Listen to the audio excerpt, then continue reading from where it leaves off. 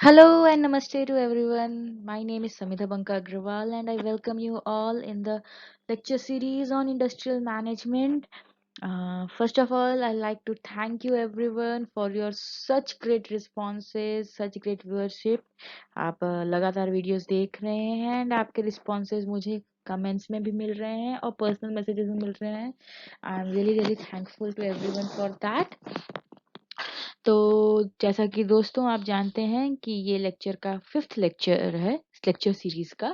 और इस वक्त हम सेकंड चैप्टर कर रहे हैं जीटीयू इंडस्ट्रियल मैनेजमेंट सिलेबस के तहत, जो कि है organisational structure and organisational dynamic.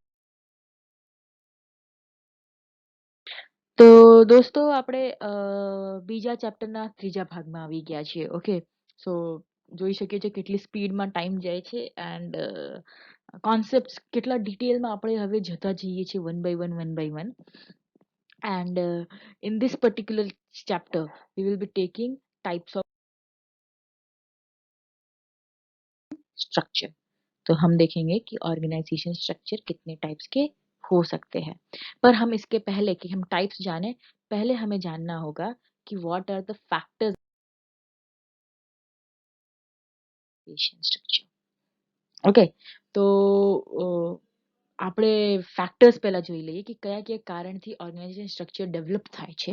Okay, જે ડિફરન્ટ ટાઈપ્સ છે એના, અને પછી આપણે એ ટાઈપ્સ ઉપર આવીશું. ઓકે, બહુ જ ક્વિકલી આ ચેપ્ટર લેક્ચર લઈ જવાનું છે. તમને લાગશે તો તરત જ પતી ગયું છે. ધ રીઝન બિંગ ઇઝ કે મેં આ પર્ટિક્યુલર પ્રેઝન્ટેશનમાં તમારા માટે એડવાન્ટેજીસ, ડિસએડવાન્ટેજીસ, એપ્લિકેશન, ઇન્ટ્રોડક્શન બધું જ રાખેલું છે, બધા જ ટાઈપ્સના. But I am just going to give you the brief overview of everything. જે ડિટેલ્ડ પાર્ટ છે, આઈ બિલીવ કે તમે વિડીયો જોઈ શકો છો. You can make notes of your owns and તમે આમાંથી નોટ્સ કોપી પણ કરી શકો છો. છૂટ છે, મારા લેક્ચરમાં તમારે નોટ્સ કોપી કરવું હોય ત્યાં સુધી છૂટ છે. The only thing that is not allowed as per the YouTubes you can say contract or laws, that તમે આ વિડીયોઝનું પાયરેસી નથી કરી શકતા, કે તમે વિડીયોને વેચી નથી શકતા. Okay, you cannot do that, otherwise you're free to make notes, copy your slides on notebook, pen, paper, chart, everywhere. જો તમને if you like the smart arts, તમને લાગતું હોય visuals યાદ રાખી શકતા હોઈએ તમે, તો you can even take screenshots. You are welcome to do that. Okay, and એક વસ્તુ હજી કહી દઉં છું કે આ પોસ્ટ સિલેબસમાં મોટા ભાગે જેટલું પણ પોર્શન લીધેલું છે એ ઓપન સોર્સેસથી લીધેલું છે, અથવા ઇન્ડસ્ટ્રીયલ મેનેજમેન્ટની અતુલ પ્રકાશનની એક બુક આવે છે, એ ખાસ એમાંથી થોડાક નોટ્સ લેવામાં આવેલા છે, સો દેટ કે જે જીટીયુના છોકરાઓ છે એમને જીટીયુની એક્ઝામમાં કોઈ પણ પ્રકારનો પ્રોબ્લેમ આવે નહીં. Okay, so let us start with factors affecting organisation structure. Size of company and business location सबसे इंपॉर्टेंट, कितनी बड़ी कंपनी है और कंपनी कहाँ पे, उसी के ऊपर से तो आधा ऑर्गेनाइजेशन स्ट्रक्चर डिसाइड होता है. दूसरा ये है कि degree of mechanism and automation. Mechanism का मतलब है कि कितना काम हाथ से मैनुअली करना पड़ रहा है या मशीन्स जो होती हैं वो कर रही है. मशीन्स मतलब जिसको आपको चलाना पड़ता है मशीन्स, वो मैकेनिज्म्स. और कितना काम ऑटोमेशन से हो रहा है, अपने आप ही हो रहा है. उसके बाद type of product being manufacture सबसे इंपॉर्टेंट है, बना क्या रहे हैं उस पर डिपेंड करेगा ना आपका ऑर्गेनाइजेशन का स्ट्रक्चर. ठीक है, आप सर्विस प्रोवाइडर हैं तो आपका शायद फ्लैट स्ट्रक्चर काम चल जाए. आप प्रोडक्शन में हैं तो आपको शायद एक टॉल स्ट्रक्चर. आप मल्टी प्रोडक्शन में हैं तो आपको एक हाइब्रिड सिस्टम का भी यूज करना पड़ सकता है. फिर scale of operation, again small है, मीडियम है, लार्ज है या मल्टीनेशनल कंपनी है. Then next one is complexity of organisation, आपका ऑर्गेनाइजेशन कितना कॉम्प्लेक्स है. तो ये 5 मेन फैक्टर्स हैं जिसपे कि ये सारा ऑर्गेनाइजेशन स्ट्रक्चर डिपेंड करता है. Okay, so these are the 5 basic structure factors. Again, I am repeating for you: size of company and business location, what is the scale of operation, whether it is mechanized or automated, then what kind of product you are delivering or manufacturing, and last one is how complex your organization is. Clear?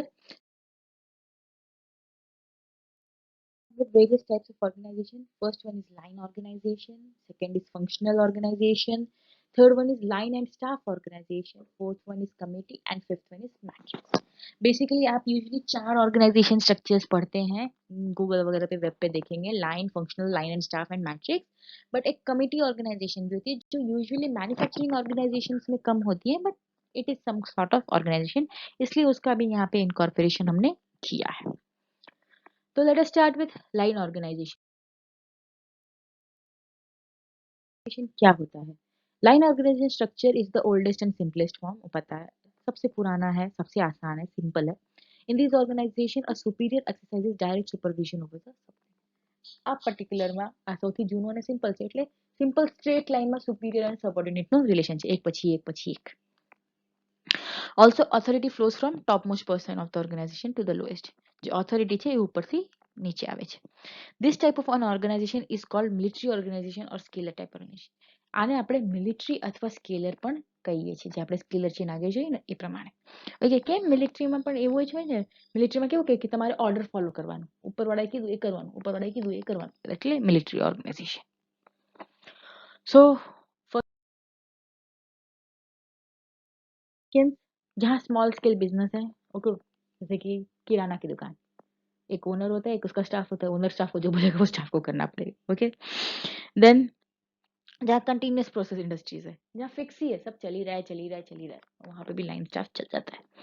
Organisation work is primarily routine in nature. Okay, जैसा कि मैंने कहा एक ही काम कर रहे हैं कर रहे हैं कर रहे हैं.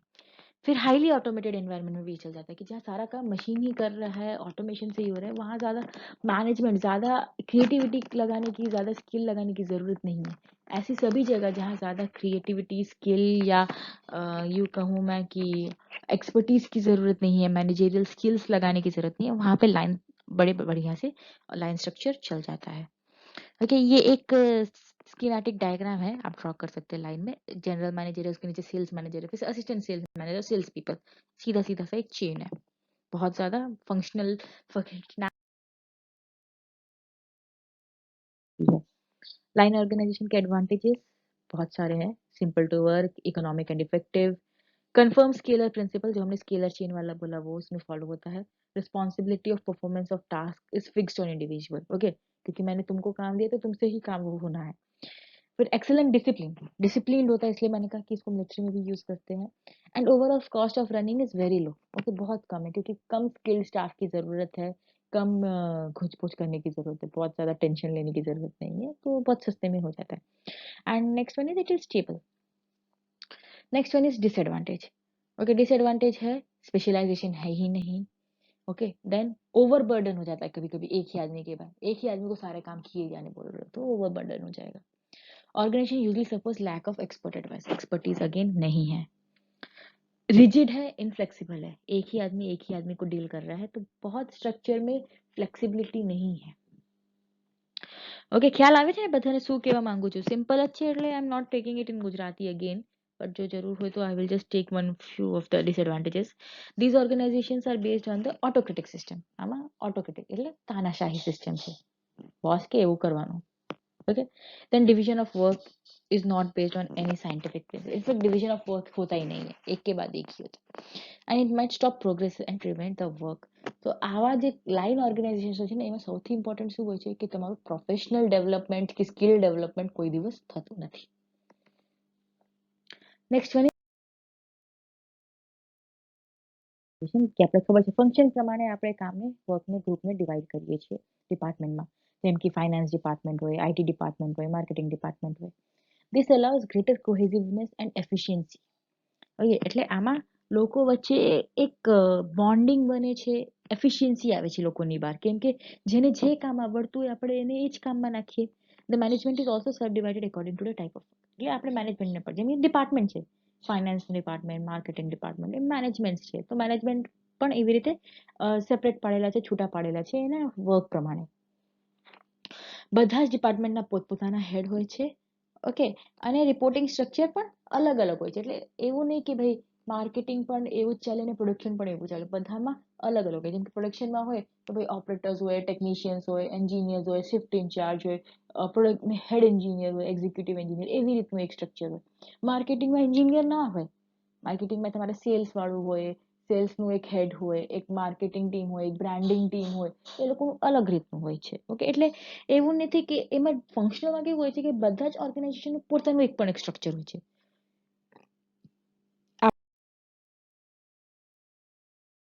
Organization structure is perfect for small organization if there is only one product or service માં જ્યાં one product હોય ને ત્યાં functional management ચાલી જાય છે. આનો schematic diagram છે. एडवांटेजेस अगेन बहुत सारे हैं. एग्जीक्यूटिव और team leader has knowledge and expertise. सबसे पहला कि जो टीम लीडर है आपका उसको सब्जेक्ट के बारे में पता है क्या करवा रहा है वो. एम्प्लॉय को भी एक्सपर्टीज है. ओके इसलिए वर्क एफिशिएंटली और प्रिसाइजली होता है. Since all team members come from similar background it allows them to share ideas and produce solutions. Okay अगर मुझे मार्केटिंग का कुछ अता पता ही नहीं है और मुझे मार्केटिंग डिपार्टमेंट का काम दे दिया तो मैं क्या करूंगी जाके. बराबर है ना. The employees also have clear idea of their hierarchy. अब मुझे भी पता है कि मुझे किसको जाके रिपोर्ट करना है या मेरे डिपार्टमेंट का हेड कौन है. अगर मैं लोअर मोस्ट भी हूँ तो भी मुझे पता है मेरे मेरे डिपार्टमेंट का हेड कौन है. And employees feel secure in their work. Okay क्योंकि वो अपना काम कर रहे हैं उनको लगता है कि इसमें उनका प्रोफेशनल डेवलपमेंट हो रहा है. वो उनको अच्छा लगता है काम करने में. अब जैसे कि सिंपल एग्जांपल है अगर तुम केमिकल इंजीनियरिंग के स्टूडेंट हो और तुमको बोलो कि जाके ये वायरिंग लगा इलेक्ट्रिकल का प्रोजेक्ट बना तो समझ में आएगा कुछ नहीं आएगा. पर तुमको केमिकल का एक प्रोजेक्ट दूंगी तो तुमको करने में मजा भी आएगा समझ में भी आएगा. Not disadvantage. एक इससे लिमिटेशन ये आ जाती है कि आपने मार्केटिंग सीखा आप मार्केटिंग ही किए जा रहे हो मार्केटिंग कर रहे हो मार्केटिंग के अलावा आपको कुछ आता ही नहीं है कभी. आपका स्किल मार्केटिंग पे एक्सपर्टीज हो जाओगे मार्केटिंग में उसमें कोई डाउट नहीं है. मार्केटिंग के सब टैक्टिक्स आ जाएंगे. लेकिन सेल लेट अस से फाइनेंस का आपको कुछ भी नहीं पता चलेगा. कुछ टाइम के बाद ये काम भी मोनोटोन और बोरिंग हो जाता है क्योंकि आप एक ही स्किल लगाए जा रहे हो.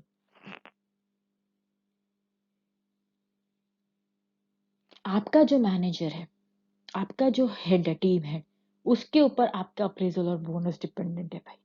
वो बहुत कॉन्फ्लिक्ट वाला मैटर हो जाता है. Then this form of organization requires a high degree of specialization which is difficult to establish. Okay कभी कभी बहुत हाई डिग्री का स्पेशलाइजेशन हो जाता है. अगेन रिजिड है. ओके कोई एडेप्टेशन नहीं है. आप आपके फंक्शन में ही काम कर रहे हो. अब ये सबसे अच्छा है क्योंकि इसमें लाइन और स्टाफ दोनों के फंक्शंस आ जाते. स्टाफ मतलब functional. Okay. In life and staff, both managers and staff have their own important roles to play. In this structure, the authority flows from top down. तो इसमें authority ऊपर से नीचे भी आ रही है. At the same time, management और staff दोनों के पास अपना अपना काम भी है. The line authority is one with the command. The staff is advisory functions. जैसा कि मैंने कहा.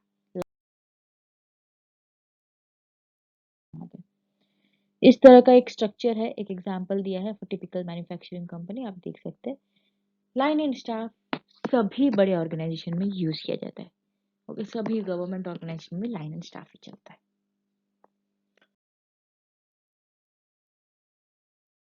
एडवांटेज देख लेते हैं क्या क्या है. Receives expert advice from the staff. Whole organisation is plan in such a way that the work is divided according to specialisation. Better and more efficient decision making. It gives each individual freedom to grow in flourish and speciality. બધાને ફાયદો થાય છે કેમ કે બધા પોતાની expertise ફિલ્ડમાં expertise gain કરે છે. તો ફ્રેશર માટે તો બહુ જ સારું છે. ઓકે અને મોટા ઇન્ડસ્ટ્રીઝમાં હોય છે મોટા ભાગે. ડિસએડવાન્ટેજ શું છે? ડુઅલ ઓથોરિટી કન્ફ્યુઝન થાય છે ઘણીક વાર કે લાઈન ફોલો કરવાનું કે સ્ટાફ ફોલો કરવાનું. ઓકે હવે અગેન એક વસ્તુ આવે છે જ્યાં બધાને મત રાખવાની છૂટ હોય ત્યાં મતભેદ मनभेद બને જ છે. ओके सो अगर दो लोगों को अपने आइडियाज रखने की स्पेस है तो वह एक कॉन्फ्लिक्ट होना ही होना है. Space and line system are costlier than either simple और फंक्शन. જો તમે ખાલી સિમ્પલ કે ખાલી ફંક્શન લો એના કરતા આ મોંઘું જ હોય છે. ઓપરેશનલ કોસ્ટ બહુ જ હાઈ હોય છે.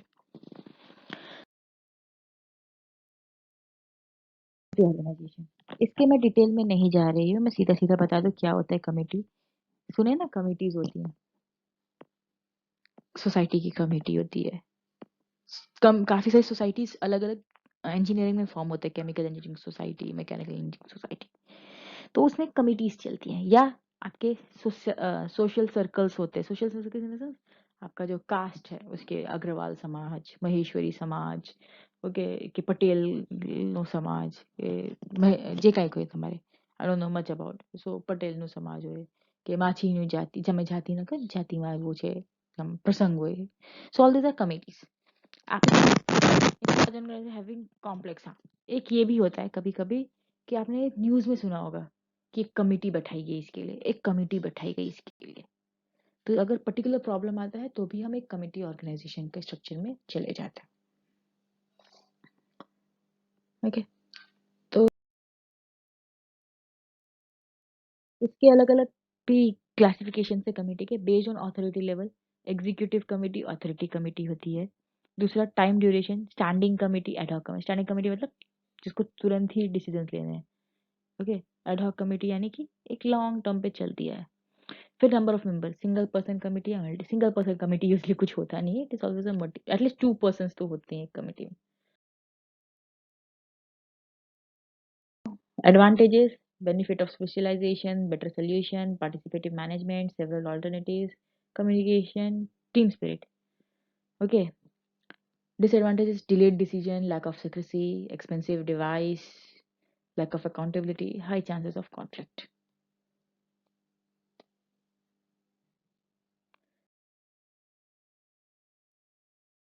Organization. Organization, मैट्रिक्स पढ़ा है ना सबने मैथ में. ओके, ग्रिड सिस्टम होता है जैसे एक्सेल से row and column. Okay, so matrix organization is more complex and complicated than the above three. In a matrix organization, the structure of the complex represents a grid-like structure. It is fairly new and evolving organization. अच्छा, now no more new. जब startup आया था initially तब new था. अब तो सारे जितने भी स्टार्टअप्स हैं वो सब मैट्रिक्स पे ही काम करते हैं. जितने भी प्रोजेक्ट रिलेटेड सर्विसेज हैं, ये सर्विस रिलेटेड ऑर्गेनाइजेशन है, सब मैट्रिक्स पे काम करते हैं.